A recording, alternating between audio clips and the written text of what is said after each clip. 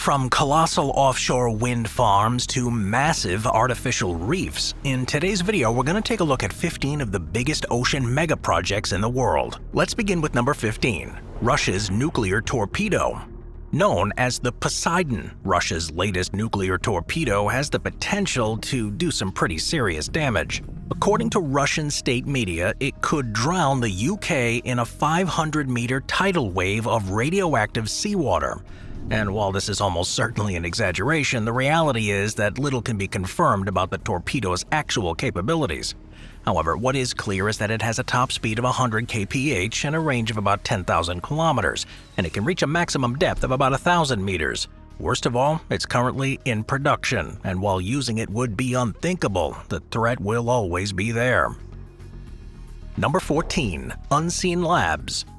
For years, ships have been tracked at sea using the automatic identification system. By using old-school VHF radio broadband, it sends out GPS coordinates so that ship collisions can be avoided. However, the technology is notoriously inaccurate. This is where Unseen Labs comes in. Rather than use radio signals, Unseen Labs is setting up a network of satellites that track a ship's passive electromagnetic signature. This in turn allows any ship to be tracked anywhere, at any time, no matter how busy a waterway is, and without room for manual error, making the technology extremely cutting edge. Number 13. The Ocean Census. It's estimated that only about 10% of marine life has been discovered, and this means there are about 2 million creatures that we know nothing about. And this is a problem, because finding these species can help us do everything from learning about our Earth's geography to creating innovative new medicines. This is where the Ocean Census comes into play. It was launched earlier this year, and it consists of a team of scientists working to find 100,000 new marine species in less than 10 years. And while their task is gargantuan, we're confident that they can pull it off. Number 12. The China-Russia-Canada-America line. While it may seem unimaginable today, in 2014 China made an incredible proposal and offered to create a high-speed rail line between Beijing and Alaska. Slated to cost $200 billion, it would run for 13,000 kilometers through Siberia and then travel 200 kilometers underwater across the Bering Strait and into Alaska. However, while this ambitious plan was reportedly tabled and agreed to in principle by Russia, it seemed too impractical and costly to justify, especially since it's far cheaper to simply ship goods between the four countries than would have been on the line. However, if relations between all countries involved improve, there is a chance that the idea could be revitalized. Number 11. The Ocean Spiral. While it is still in the concept phases, once completed, the ocean spiral could completely revolutionize the way we build cities. Designed by Japanese engineering firm Shimizu Corporation, it would have a habitable settlement at surface level, along with a spiral connected to a base 4 kilometers below sea level. This base would provide the city with essential resources such as energy, fresh water, and food, making it completely self-sufficient. And while it is admittedly a bit of a pie-in-the-sky idea, the firm behind it claims it could be built by 2030 at a cost of $20 billion. However, whether or not the financial backers or the government choose to act on that quote is yet to be determined. Number 10. The Dubai Reef. The UAE isn't shy about splashing oil-fueled cash at megaprojects, and the Dubai Reef is no exception. Set to be the world's largest artificial reef when completed, the basic premise is that an artificial reef will be built in order to house a center for marine research, regeneration, and tourism. Now, I should note that ostensibly it would be good for the planet. After all, the UAE has dubbed it as the world's largest ocean restoration project, as the 200 square kilometers of artificial reef will create a home for more than 1 billion corals and 100 million mangrove trees. However, there will also be an eco-tourism side, as the reef will be filled with 100% sustainable eco-lodges and have wave farms to generate extra energy for Dubai's population. Now, it's worth noting that Dubai's intentions are rather dubious. After all, they had no problem destroying ecologically sensitive areas in their harbor to create projects like the Palm Jumeirah and the World Islands. It's reasonable to believe that the Dubai Reef will be a showpiece with little actual substance in terms of concrete research. However, no matter which way you spin it, the Dubai Reef is certainly one of Dubai's greenest megaprojects. Number 9. The Rig. Saudi Arabia is no stranger to spending exorbitant amounts of money on flashy new projects, and the rig is certainly one of them. Funded by the Saudi Public Investment Fund, the $5 billion project is set to be built on a set of redeveloped Persian Gulf oil rigs. It's marketed as an extreme park rather than a theme park. It will consist of over 150,000 square meters of space and will be accessed by either ferry or cruise. And for those with a lot of cash to splash, docking options for private boats and helicopters will also be available. Spanning 3 hotels with up to 800 rooms and 11 restaurants, the luxury crash pad will be a complex that can be traversed by walking across platform bridges. These bridges will lead to several activities, with these including roller coaster rides, water slides, submarine adventures, and extreme sports like diving, ziplining, paragliding, and bungee jumping. If you're looking to relax for a moment, cool events such as live shows and underwater dining will be constantly available, making a visit here both an exhilarating and relaxing experience. And weirdly enough, the rig will even include a hands-on experience on how to use the oil drill machinery, with the hope that this attraction will endear more young people to the idea of the oil industry. And while the feasibility of this entire plan may seem questionable at best, if all goes well, the entire complex should be completed by 2025. Number 8. The Fehmarnbelt Tunnel. If you're looking to get between the cities of Copenhagen and Hamburg, be prepared for a long ride. After all, even a direct train will take a whopping 5 hours, as it has to cut across all of Denmark to make its destination. Thankfully, the Fehmarnbelt Tunnel is set to change all of that. In essence, it's a 17.5-kilometer-long tunnel that's currently being built to connect the German island of Fehmarn with the Danish island of Lolland under the Baltic Sea. Set to cost about $10.8 billion, it will be both the longest and deepest combined road and rail tunnel in the world when completed in 2029. According to some estimates, this tunnel will be extremely valuable, as it will slash more than 2 hours off the commute, making the total travel time between Copenhagen and Hamburg less than 3 hours. However, it is worth noting that not everyone is a fan of this tunnel. Opponents argue that such a tunnel will cause ecological damage to the Baltic Sea, while noise emissions from the road would disrupt the tourism sectors of the islands it crosses over. As an alternative, some have recommended another route between Rostock in Germany and Gedser in Denmark. While such a bridge would have to be considerably longer, 45 kilometers in length, it would be far more accessible to both Berlin and Poland, while being less disruptive to sensitive tourist areas. However, their arguments clearly didn't hold enough weight, since the Rostock-Gedser plan was ultimately shelved. Let's move on to number 7, Tidal Power. As countries scramble to find ways to generate wide-scale renewable energy, tidal power has come to the forefront. While the technology is not as widely adopted as that for wind farms and solar panels, it seems to have a lot of potential, and this has led to tidal power projects being constructed around the world. In the United Kingdom, political support for wave energy tech has been somewhat inconsistent. However, a project known as the Center Port will use a hefty $2.4 billion in funding to create wave energy turbines beneath the Wash, which is a bay in eastern England. Once complete, it will be strong enough to power 600,000 homes, making it crucial in the move towards renewable energy in the region. In the EU, there are a grand total of 17 wave energy projects currently in progress. Once complete, they should represent $1.2 billion worth of investment and generate 160 megawatts of clean energy. This should be enough to power about 120,000 homes. In Asia, Singapore seems to be leading the way in wave energy technology by its development of a hybrid floating renewable energy system. Set to be decked out with solar panels alongside alternative forms of energy generation, such as wave and tidal energy generators. This will allow them to work in a hybrid way that uses all 3 types of production to ensure that energy output is constant 24/7, no matter the weather. But despite all this progress, wave technology has its skeptics. While the actual technology works quite well, it's expensive to employ, can damage local marine life if not placed in an optimal area, and can be difficult to build in the wavy marine conditions necessary for it to work. Therefore, I think it's fair to say that while this technology will likely continue to be improved and implemented, it may take a while for it to become widespread. Number 6. The Great Wall of Sand.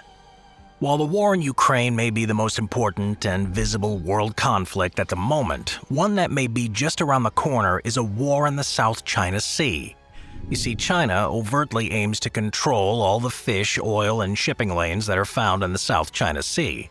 This is a problem because Vietnam, Indonesia, Malaysia, and the Philippines all have the right to this part of the waterway under international law. And so in order to circumvent this, China has begun to build militarized islands across the South China Sea. The idea here is that if China can build and occupy these islands, they will become official Chinese territory. This would not only make their surrounding waters Chinese, but if militarized, would also allow the Chinese to attack foreign ships that entered the waterway, allowing China to actively assert their territorial claims. Coined as the Great Wall of Sand by American Admiral Harry Harris, this network includes the building of new forts on existing islands and the creation of entirely new islands by dredging up sand. These islands are then filled with jet fighters, battleships, and other military vehicles, allowing the Chinese to harass neighboring countries into submission. While it's not quite clear exactly how much China has spent in this pursuit, what is clear is that they have militarized several existing reefs and have militarized 3 of the islands they've built. This has led to tensions in the region. Not only are countries with coasts along the South China Sea a bit upset, but American pilots operating over the region have had repeated spats with Chinese airmen, many of whom will fly dangerously close to American pilots under the pretext that those pilots are within Chinese territory. So, unless some serious diplomatic action is taken, there's a fair chance that a more serious conflict could emerge. Number 5. Eco-Atlantic.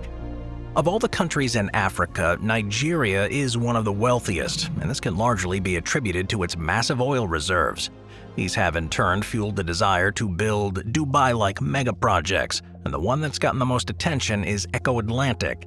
The idea behind it is to build a city that can accommodate over 250,000 people and a daily flow of 150,000 commuters by reclaiming areas of the Atlantic Ocean that have been eaten away by erosion.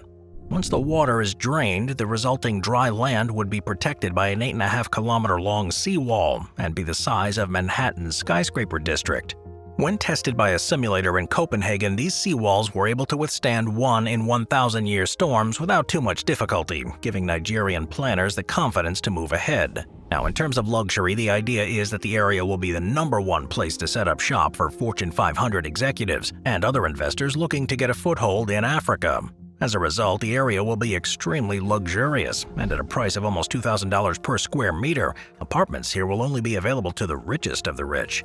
As you might expect, in a country where as many as 4 in 10 Nigerians live below the national poverty line, Eco-Atlantic has its fair share of critics. If that wasn't bad enough, legal troubles have slowed the project, while environmental coastal impacts such as erosion and ocean surges caused by the project have flooded people's homes and forced residents to relocate. It should also be noted that despite beginning all the way back in 2003, the project still isn't completed, and even buildings that are currently standing are mostly empty due to a lack of immediate interest. So, while Eco-Atlantic may look like a cool project, it's got its fair share of downsides too.